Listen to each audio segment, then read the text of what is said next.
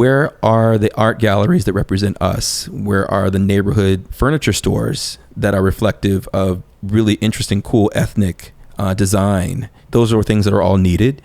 And as we sort of think about, this moment, sort of where we are in revisiting investment in Black communities, it's actually quite straightforward. Black communities want what every other community wants. They want to be celebrated, and they want amenities. So that's what our responsibility is to bring that. And so the G word kind of goes out the window when you make that the agenda. This is where it all begins. So say goodbye to all your fears, all your doubts. This is where they die. This is where we come to win, we come to fly. This is where we make our dreams come to life. Welcome to Innovation City. Welcome to Innovation City, a podcast featuring the innovators, creators, and disruptors who are changing the way that business happens. My name is Tyler Kelly. I'm here with my co-host, Leanne Buchanan. Hey, everybody. And today we are excited because we're joined by Derek Fleming. Derek, welcome. Hi, how are you? How you feeling today?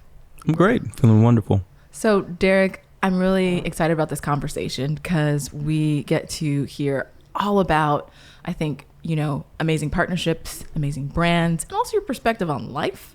But before we talk about what we do, I want to get to know who you are.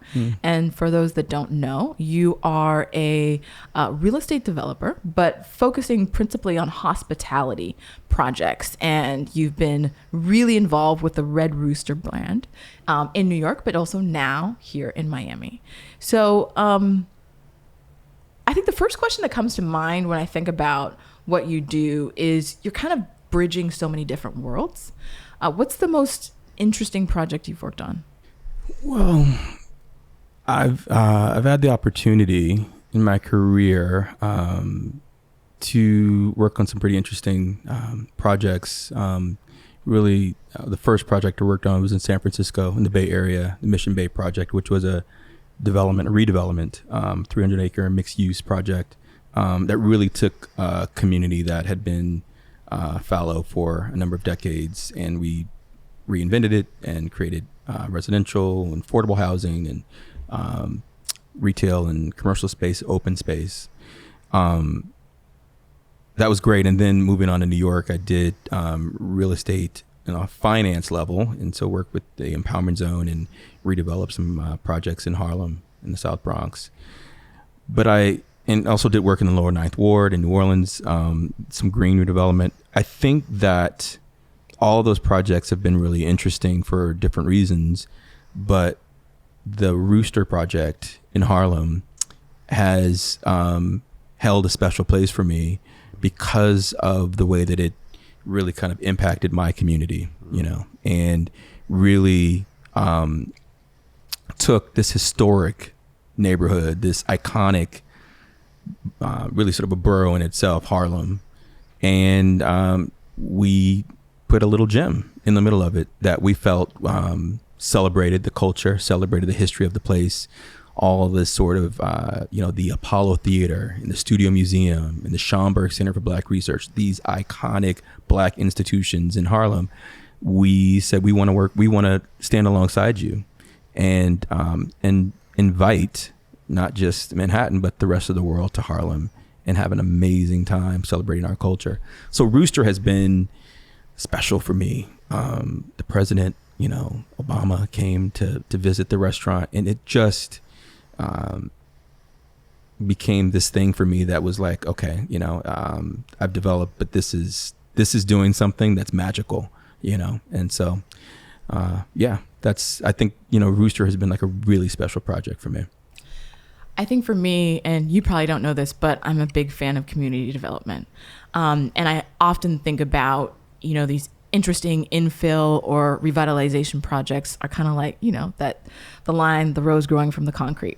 And I think you're able to do that when you find the right mix of people, partnerships, and vision to really revitalize place and bringing the community alongside it. And I think takes a special recipe. So I'm curious to understand, from your years of experience, what are some of the most important characteristics or values that you would bring into a project to make it successful?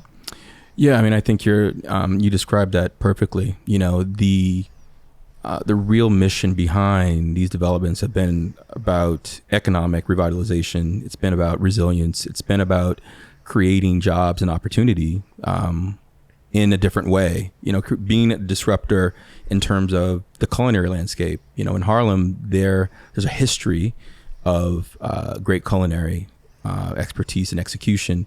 We just brought in a new vantage point. It wasn't better. It was just different, right? And it created opportunities for the labor force in that area to be trained and to be exposed to a whole new level of hospitality. And so for us, and now building and developing here in Miami, it is about being authentic, right? It is about really having a purpose for what the project is about. If it's about the history and reclaiming the history and celebrating the history of that place, it's being authentic about it. It's doing the work. It's getting to know the community. It's aligning yourself with individuals who are just as passionate, who are just as involved and genuinely interested in the upliftment of that place. It's not something that you can do overnight. It's not a quick fix. It's not a flip of a switch.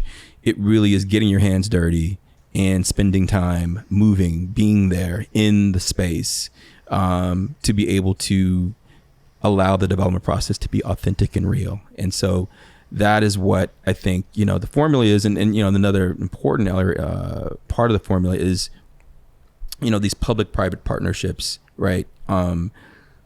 You've got to make sure that you find the right stakeholders that are active and are moving and are doing and not talking. The right business partners. We have a partner in Michael Simpkins here in Miami who has been nothing short of extraordinary in terms of just being supportive and being an advocate and helpful in terms of me, being leading this development. So you got to find the right team. But again, those team members have to be aligned with the vision of true development, right? Because a lot of times the economics don't necessarily lend itself to doing things in a certain way. So you've got to come in with a clear understanding, a collective understanding of we're going to do this regardless because the culture deserves it. We're going to spend this amount of money on this adaptive reuse project because it's going to be the centerpiece and the celebration of this history. May not make sense now, but it will later. It'll be the catalyst for this community later. So the team, the authentic mission, and the clarity of the vision, I think, are the points I would say. You mentioned this phrase, true development. And, typically when you think of a developer, especially here in Miami, it's just all about the condominiums, the high rises at purchase prices that the regular person can't, necessarily attain. How are you different in the terms of true development? How do you define that? What is that? Well, yeah, I mean, it really becomes about creating something that is distinct and unique, right? And you mentioned residential development, which here in Miami is, there's a large conversation about around overdevelopment and what does it mean to build another high rise? What's distinctive about that? And then there's a whole conversation around affordable housing and workforce housing. And what is that? How is that, meeting the marketplace where it is? How is that meeting the labor force where it is in terms of creating a situation where people don't have to commute for an hour and a half to work in this city? So those are real issues that I think developers can address. It may not make the most sense financially to do workforce housing, right? Maybe there's more money to be made in high-end luxury housing. But it is about having a perspective. It is about having a clear agenda about what it is you're trying to do and how you're trying to impact that community. And so for us, to build an entertainment space, to build a cultural institution that is in the middle of a neighborhood that, Miami kind of forgot. and Miami has looked over and unfortunately has not invested equitably as it has in the rest of the city. So how do we channel energy? How do we do placemaking such that this new edifice, this new space is going to be an attractive force? It's going to be a cultural beacon for the rest of the city to come in and want to relook at Overtown, this amazing historic community, and that's, and so that's the way you got to think about it. It's, what is your intention? And developers have options. Developers have options to make that bottom line look a little bit fatter, or do you make the cultural bottom line more of an imperative? So I think that's the quandary that developers have. I love this concept of the cultural bottom line. I absolutely love it, because to me it speaks to something that you kind of mentioned at the outset, around the idea of the importance of inclusion, right? You are not the typical developer. Like when people think about the developer, they probably don't see the stereotypical picture of you, right? And the lens through which you see opportunity in communities that have been marginalized, disenfranchised, but are true gems of a cultural landscape, that's a different approach to development. So talk to us for a moment about, the role that inclusion might play in your development philosophy, but more so, your philosophy on life. Yeah. No, I mean, going into this project, which has been, over 5 years now, this project, and we've been seeing each other. You've been coming and oh my gosh, Derek, you're still at it, huh? No, but it's been a real good, it's a passion, right? And part of that process was taking a step back and looking at the neighborhood from a holistic perspective, right? And so we, Simpkins, myself, the CRA, we, came together with the community to do a master plan. And that master plan was based on and built on a series of conversations. It was based on a series of meetings and charrettes that allowed the community to come in and say, hey, we've been living here. This is what we want to see. We are stakeholders. We're the fabric of this community, and we have a perspective on a voice, what this needs to look like. And so that's key. It's foundational. It's primary, right? To make sure that you have the inclusion of the people who live in that space, right? And this whole idea of gentrification, what does that really mean? Which is a hotbed topic right now. One way to address that is to make sure that the enfranchisement of the people who are there sit at the table, and that they're involved in that discussion about what the amenities it is that they're looking for. How do you, a neighborhood that was devastated by a highway being thrown in the middle of it, how do you rebuild that? And what does that look like from someone who saw that highway come in the middle of it? So I would say, hopefully to answer your question, is that, input from the people who live there, right? And have those conversations, invite them in. And, from the Rooster perspective, and the building, so we've built essentially a block now, a block, and that block is about community space. It's about dining. It's about nightlife. It's about music and entertainment. It's an art gallery facility. It's a playground for families and kids. Like, it's a campus. And that has been as much of a vision as a developer, as well as listening to what people want and need. And why not Overtown? Why do they have to go to Brickell? Why do they have to go to Miami Beach or somewhere else to have those amenities? They should be able to walk in their community to have those things. And so that's where the motivation is, to bring that. You mentioned gentrification. Is that something that you can plan for? Like at your stage of development, like just coming into a community, is it even something that you I mean, obviously it's something that we think about. Yeah, I mean, well, again, for us, it's really about allowing the culture that exists to remain. And what I tell people is that in the building that I just redeveloped, is that will always be a place for the African American culture. And so I don't care who builds around me, across the street, around the corner, that place will always be a celebration of our culture.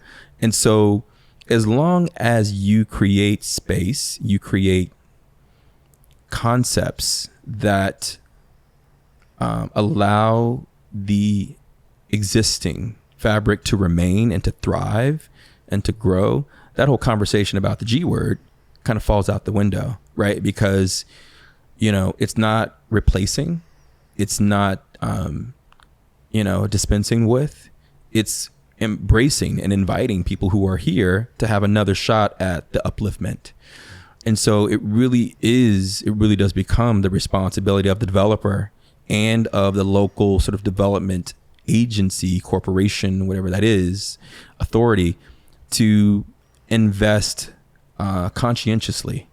Right. And so that's on the housing side. So the affordable housing thing that works. But then there's also the firemen and the nurses and the postal workers who earn good livings, but they also need a place to live, but they can't afford the multi-million-dollar high rises. So create the workforce housing for them. But then where do they shop? Where are the art galleries that represent us? Where are the neighborhood, furniture stores that are reflective of really interesting, cool ethnic design? Those are things that are all needed. And as we sort of think about, this moment, sort of where we are in revisiting investment in Black communities, it's actually quite straightforward. Black communities want what every other community wants. They want to be celebrated and they want amenities. And, so that's what our responsibility is to bring that. And so the G word kind of goes out the window when you make that the agenda. One of the things that development has the power to do, as you mentioned, is to be a catalyst for, collective economic mobility. But I also think, a master plan, like what you've planned for Overtown, what the whole collective has planned for Overtown, also can be a great platform for individual economic mobility, not just in terms of jobs, but I'm talking about entrepreneurship. And we know that you've made yourself available to work with entrepreneurs in Overtown, that you have a collaboration first mindset in terms of creating opportunities for people to learn some of the skill sets that you've learned. So I'd love to understand, what role has mentorship and sponsorship played in your life? Because I'm grateful to you for agreeing to do that with the Overtown Connect entrepreneurs, but that just didn't come out of thin air. So it had to start somewhere. Yeah. Yeah. I mean, we all sort of arrive here with a little bit of help, not on our own. Right. And I've been blessed and honored to have mentors and people in my life who have given me a shot and who've given me perspective and a roadmap to look at, and so just being able to travel all over the world and go places and do things. My mentor when I was graduating from college was like, hey, there's this fellowship, you can go to Asia and live there for 6 months and travel, and was like, okay, great. And had it not been for him, had it not been for opportunities that mentors ascribed to me, probably wouldn't be where I am. So that sort of instilled in me a sense of paying it forward, and for our community, there's such a lack of, if you mention real estate, you think about development, there's not a lot of us, there's not a lot of me, and so to the extent that we can create channels and we can create communication for others to find a path, and it may not be in development, maybe somewhere else, but if we can have sort of the milieu in Overtown that entrepreneurship and innovative concepts is the vibe of the day, then we win. And we win. I win as a stakeholder in Overtown, but we win, right? And so it's sort of that philosophy of, the boat rises. What is that? The tide. Rising tide lifts all boats. The rising tide lifts all boats. Thank you very much. But that's sort of, that's the idea of it, and collective upliftment. And so it's not difficult to think about. It's just sort of what we need to do. Yeah. You know what time it is? Is it that time already? It's that time. Can I ask a lightning round question out of turn? Throw it out there. I mean, it's time for the lightning round, by the way. Uh-oh. I don't know what that Did we means. even tell you a lightning round? I don't even know what that means. It's my favorite part. Okay. Quick fire questions and answers, starting with. Like, where did you grow up? That's what I've been wondering. Like, where did you grow up? Like, let's So briefly. I grew up just real quick, I grew up in South Central Los Angeles. I grew up, so my parents were actually 17 when I was born. They were high school sweethearts, graduating from high school. Yeah, and living with their parents at the time, respectively. And I was born that September after they graduated, and we lived in Compton, California. And a lot of people know about Compton for various reasons. And then I eventually moved to Long Beach, where I, grew up in Long Beach, but my family was in Compton, my aunts and cousins and et cetera. And so I got a chance to see a lot in Compton, Eazy-E and that whole, stuff was happening when I was growing up. All of that was happening. And so for me to be able to grow up and travel and see other parts of the world and live in Europe and live in Asia and all these other things. So it created a dichotomy for me of, wow, this is what I grew up in and not having, and the lack of, right. And not having the resources in my community. When I go here, they have all of this. I want to bring this back to my community. Right. So that was where my passion came from. It's like, once I got to college, my eyes were open. I was like, wait a minute, I know what I want to do. Right. And that became so where I'm from became the passion for what I do. Love it. And look at me, just like flipping through the cards. Know, it's supposed to be rapid fire. I know. What makes you lose track of time? What makes me lose track of time is dreaming. I imagine things. I ponder things. I've got 2 boys. My kids, I just, dream about what life's going to be like for them, places I want to take them, things I want to do with them. I could literally just spend a whole day kind of daydreaming about, them. But it also is a motivating force, for me to stay focused, to get it done, so that those dreams can become reality. What is something new you recently tried and loved? Something new that I recently tried and loved. I will say,